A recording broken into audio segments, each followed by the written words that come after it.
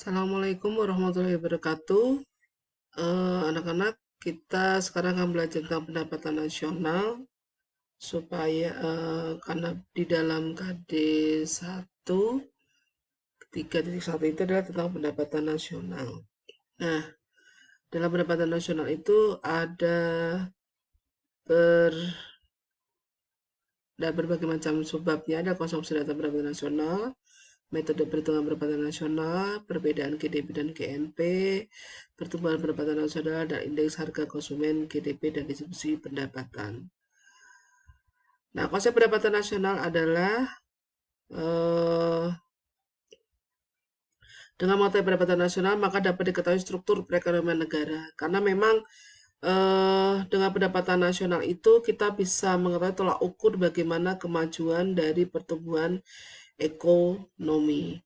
Nah, biasanya dalam untuk pendapatan nasional ini kita dapat dari berbagai macam hal, yaitu seperti pajak, ya, pajak. Nah, makanya itu kita di dalam pendapatan nasional biasanya menghitung tentang metode-metode perhitungan pendapatan nasional. Ada tiga pendekatan pendapatan nasional, yaitu adalah pertama pendekatan produksi, dan kedua pendekatan pendapatan, dan ketiga pendapatan pengeluaran. Pendekatan produksi adalah pendapatan nasional itu berdasarkan jumlah nilai barang dan jasa akhir yang dihasilkan dari masing-masing sektor ekonomi pada periode tertentu. Artinya biasanya kalau pendapatan nasional itu dihitung dalam 1 tahun.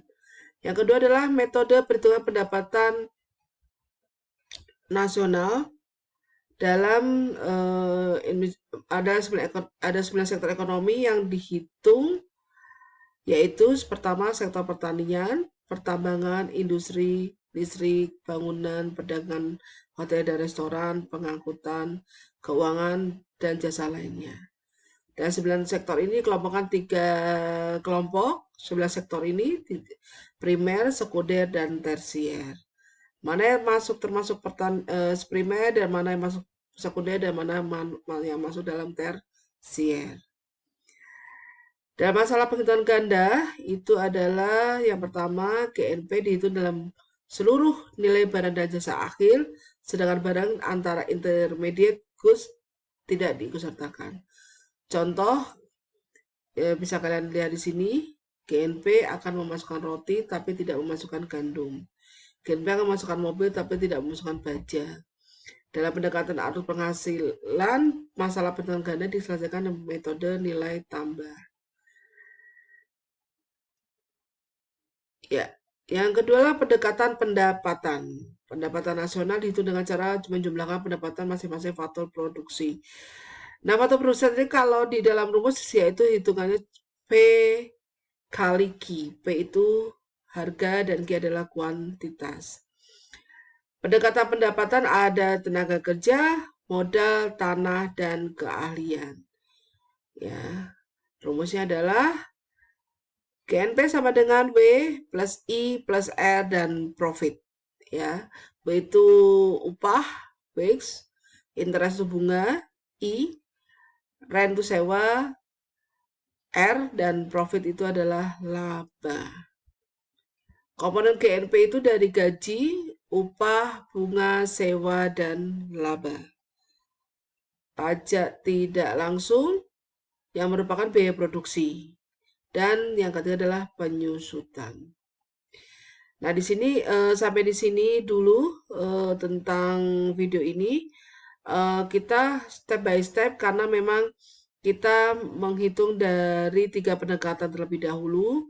Selanjutnya nanti kita akan menghitung pendapatan nasional, yaitu melalui pengeluaran, ya, yaitu dari PDB sampai dengan C plus I plus G dan plus X min M. C adalah konsumsi, I adalah investasi, G government pengeluaran, X impor, dan X sama dengan ekspor, dan M sama dengan impor. X min M. Ya, jadi ada 3 pendekatan penghitungan pendapatan nasional, yaitu pendekatan produksi, pendekatan pendapatan, dan pendekatan yang terakhir adalah pengeluaran. pengeluaran. Itu saja sampai di sini videonya. Ibu harap ini berguna dan nanti kita akan menghitung penghitungan dari GNP-nya ya. Pertumbuhan pendapatan nasional supaya kita tahu sejauh mana pendapatan nasional itu bisa meningkatkan pertumbuhan perekonomian. Karena dengan adanya pendapatan nasional berarti bahwa artinya masyarakat artinya pembangunan ekonomi di Indonesia ini memang bergantung dengan pendapatan nasional. Biasanya nanti pidato presiden biasanya ya. Nanti tanggal 17 tahun berapa realnya yang akan diakomodasikan kepada berbagai sektor seperti banyak pendidikan, biasa lebih tinggi, kesehatan, dan sebagainya.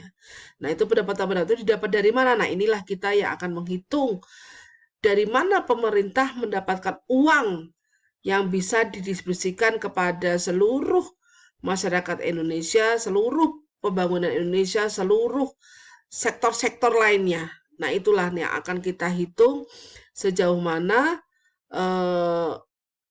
kamu akan mengetahui dari mana pemerintah mendapatkan pendapatan nasional tersebut.